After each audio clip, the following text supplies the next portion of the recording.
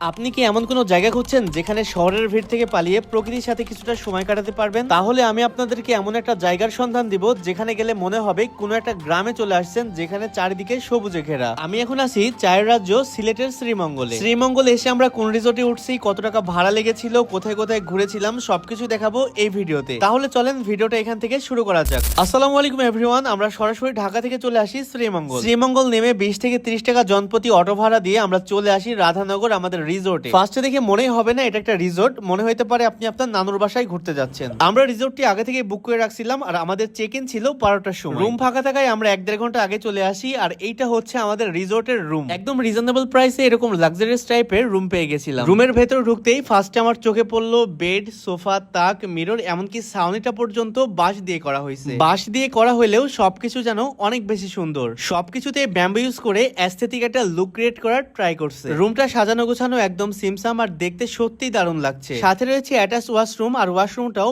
বেশ ক্লিন। রুমের সবকিছুর মধ্যে যেন একটা বাঁশ কাঠের ছোঁয়া দেখাই যাচ্ছে। এদিকে রুমের বারান্দার পর্দা সরাতে দেখি মিনি প্রাইভেট পুল। এইখানে সবাই মিলে যেন গোসল এবং আড্ডা দেওয়া যাবে। জন প্রতি মাত্র 1000 টাকা গুনলেই এরকম একটা রুমে থাকতে পারবেন। রুমে থাকার থেকে বড় কথা হলো এখানকার পরিবেশ অসম্ভব লেভেলের সুন্দর। আমরা রুমে গিয়ে ব্যাগপত্র রেখেই শুরু করে দিই গোসল করা। আমরা বেশ অনেকক্ষণ ধরেই এই প্রাইভেট পুলে এনজয় করছি, অনেক পিকচার উঠাইছি, আমাদের কাছে বেশ দারুণ লেগেছে। গোসল শেষ করে আমরা এখান থেকে খাবার অর্ডার করেছিলাম মোরগ পোলাও। খাবার অর্ডার করলে আপনাদেরকে একদম রুম সার্ভিস দিয়ে যাবে। আর ম্যাক্সিমাম সময় যারা সিলেট বা শ্রীমঙ্গলের দিকে ঘুরতে যায় তারা বেশিরভাগ সময় বাহিরে খাওয়া দাওয়া করে। আমি এখানে জাস্ট গোসল করে লুঙ্গি পরে খাওয়া দাওয়া শুরু করে দিয়েছি। শ্রীমঙ্গলের যে কোনো রিসোর্ট বা হোটেলের খাবারের স্বাদ কিন্তু আমার কাছে বেশ ভালো লেগেছে। যাই হোক, খাওয়া দাওয়া শেষ করে আমরা একটু রেস্ট নিয়ে বাহিরে বের হয়েছিলাম পুরো রিসোর্টটা ঘুরে দেখার জন্য। চারিদিকে ঘাস আর পুরোটা যেন সবুজে ঘেরা। এখনো এই রিসোর্টের কাজ পুরোপুরি ভাবে শেষ হয়নি। বাহিরে বের হইতেই দেখি আমাদের রুমের সামনে একটা পেয়ারা গাছ, আর পেয়ারা গাছে প্রচুর পরিমাণে পেয়ারা ধরে আছে। পেয়ারা দেখতে পেয়ে দেরি না করে একদম বানরের মতো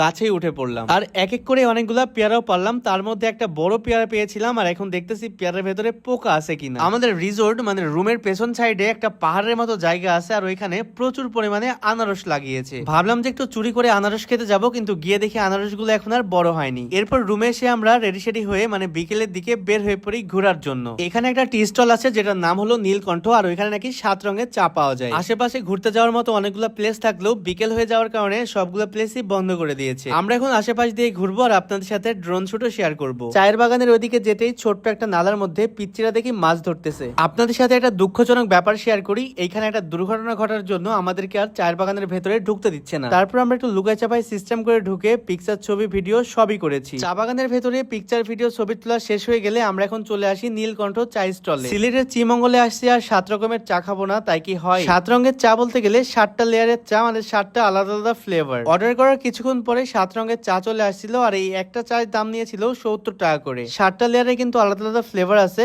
ফ্লেভার গুলো টেস্ট করতে গিয়ে একদম চাটাই ঠান্ডা করে ফেলছি। এই চাটা শুধুমাত্র নামে চলে, খেতে অতটাও মজা না। এরপর আমরা এখান থেকে চায়ের সাথে পুরিও নিয়েছিলাম আর সাথে দিয়েছিল একটা টক। এই ছোট ছোট পুরির দাম 10 টাকা করে নিলেও খেতে কিন্তু অসম্ভব লেভেলের টেস্টি ছিল। আমরা এখানে বেশ অনেকক্ষণ যাবত ছিলাম, আমরা ঘোরাঘুরি করছি এবং বাসার জন্য কিছু জিনিস কিনছি। আজকের মতো আমাদের ঘোরাঘুরি শেষ, আমরা এখন রিসোর্টে চলে আসবো। আর ওইদিকে ভালো রেস্টুরেন্ট না থাকায় আমরা রিসোর্টে এসে খাবার অর্ডার করে খেয়েছিলাম। রাতের বেলা আমরা এখান থেকে ভাত অর্ডার করেছিলাম। ভাত সাথে ছিল ডাল, মুরগির মাংস, একদম সালাদ শসা দিয়ে বাঙালিয়ানা ভাবে খেয়েছি। খুবই মজা লেগেছে খাবারটা। আমরা কিন্তু বাইরে ঘুরলেও খাবারটা কিন্তু একদম রুমে এসেই খেয়েছি। রাতের খাওয়া দাওয়া শেষ করে লম্বা একটা ঘুম দিয়েছিলাম আর এক ঘুমেই সকালবেলা ঘুম থেকে উঠে আমাদের রিসোর্টের সামনে তাকাইতে দেখি অনেকগুলা বগ এসে বসে আছে। একদম নিরিবিলি আর এত সুন্দর একটা পরিবেশ দেখেই যেন মন ভালো হয়ে গেল। তো যাই হোক, এখানে আমরা পুরোপুরি একদিন থাকলাম। আমরা আজকে অন্য একটা রিসোর্টে যাব, বাট ওইটার ভিডিও আপনাদের সাথে পরে শেয়ার করব। তার আগে এখান থেকে আমাদের সকালের নাস্তা করে নিলাম আর সকালের নাস্তাটা রুম রেন্টের সাথে ইনক্লুডেড, মানে এটা কমপ্লিমেন্টারি ব্রেকফাস্ট ছিল। আপনারা রুমের সাথে সকালের ব্রেকফাস্ট একদম ফ্রি পেয়ে যাবেন। আর আমাদের সকালের ব্রেকফাস্টে দিয়েছিল চিকেন বিরিয়ানি। আমরা সবাই খাওয়া দাওয়া করতে বসে পড়ে গেলাম আর যেহেতু এখানে ডাইনিং এর সিস্টেম নাই, আমরা সবাই রুমেই খাচ্ছি। খাবারটা খেতেও বেশ মজা ছিল। আমরা এখন খাওয়া দাওয়া শেষ করে সবাই রেডি সেডি হয়ে নিব ব্যাগপত্র গুছিয়ে। আপনারা যদি কখনো শ্রীমঙ্গল আসেন তাহলে এই শেয়ার ইকো রিসোর্টে থাকতে পারেন। এখানে আমাদের এক রাত থাকতে লেগেছিল 4000 সামথিং। আপনারা যদি শেয়ার করে থাকেন তাহলে একদম কম টাকায় থাকতে পারবেন। কেউ যদি ভিডিও দেখে আসেন এন্ড আমার কথা বলেন তাহলে আপনাদের জন্য থাকছে একটি ভালো ডিসকাউন্ট। তাদের পেজ এবং হোয়াটসঅ্যাপ নাম্বার আমার ডেসক্রিপশনে দেওয়া আছে, আপনারা সেইখান থেকে কন্ট্যাক্ট করতে পারেন। ভিডিওটা এই পর্যন্তই, দেখা হচ্ছে নেক্সট ভিডিওতে। সবাই ভালো থাকবেন, সুস্থ থাকবেন, আল্লাহ হাফেজ।